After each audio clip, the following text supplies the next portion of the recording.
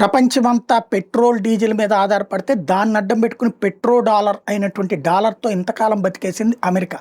అయితే ఇటు అమెరికా ఆధిపత్యాన్ని దెబ్బతీయడంతో పాటుగా ప్రపంచవ్యాప్తంగా పెట్రోల్ డీజిల్ మీద ఆధారాన్ని తగ్గించి కాలుష్యాన్ని కూడా తగ్గించి ప్రపంచాన్ని కాపాడేందుకు నరేంద్ర మోడీ తీసుకొచ్చినటువంటి ఒక సూత్రమే ఏదైతే మనం విండు అంటే సోలారు విండు ఇట్లా ప్రత్యామ్నాయ ఇంధన వనరుల మీద దృష్టి సారించడం.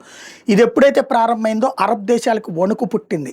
ఆయిల్ తగ్గిపోతే, ఆయిల్ కొనుగోళ్లు తగ్గిపోతే బ్రతుకులు బస్టాండ్ అయ్యేది అరబ్ దేశాలకి. దాంతో అరబ్ దేశాలు ఇప్పుడు దుబాయ్ కావచ్చు, సౌదీ అరేబియా కావచ్చు, క్రీడా నగరాలని, వినోద నగరాలని, వ్యాపార నగరాలని, పారిశ్రామిక నగరాలని పెట్టడం ద్వారా వాటికి అవసరమైన మంచినీళ్ల కొరత ప్రాబ్లం ఉంది కాబట్టి ఆ నీళ్లని తెప్పించే మార్గాలతో పాటుగా ప్రపంచ దేశాల నుంచి వచ్చేటటువంటి వాళ్ళ కోసం భూముల మీద హక్కులు కల్పించడంతో పాటు అక్కడ ఎదురయ్యేటటువంటి అతిపెద్దదైనటువంటి సమస్య ఏంటంటే మందు తాగడానికి అనుమతి ఉండదు కాబట్టి మందు అమ్మకాల దగ్గర నుంచి ఇదివరకు ముస్లిం సంప్రదాయాల ప్రకారం ఏవేవైతే నిషేధాలు ఉన్నాయో అవన్నీ ఎత్తివేస్తున్నారు. ఇందులో దుబాయ్ ఒక అడుగు ముందుకుంది.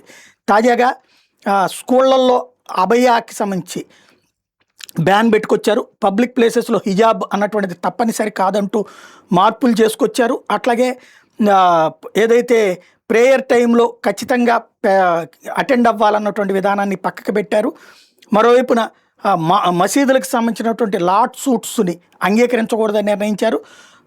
ముస్లిం ఇమ్మిగ్రేషన్ యూరప్ దేశాలకు వెళ్లకుండా జాగ్రత్తలు తీసుకోవాలని నిర్ణయించారు. తద్వారా ఓవరాల్గా దుబాయ్ అన్నటువంటిది 8 మిలియన్ దిర్హామ్స్కి సంబంధించినటువంటి ఖర్చు పెట్టి మరి ఇట్లాంటి వాటిట్లలో ఎవరైతే అక్కడ రెచ్చగొట్టుడు యాక్టివిటీస్ చేస్తున్న వాళ్ళని కంట్రోల్ చేయడం కోసం అని చెప్పేసి ఒక ఇన్వెస్టిగేషన్స్ ఏర్పాటు చేసుకొచ్చింది. ఇది ఇప్పుడు తాజాగా తేలుతున్నటువంటి అంశం. ఫార్ రైట్ ఫ్రాన్స్ పార్టీ ఈ విషయాన్ని వెలుగులోకి తీసుకురావడంతో అసలు విషయం బయటకు వస్తోంది.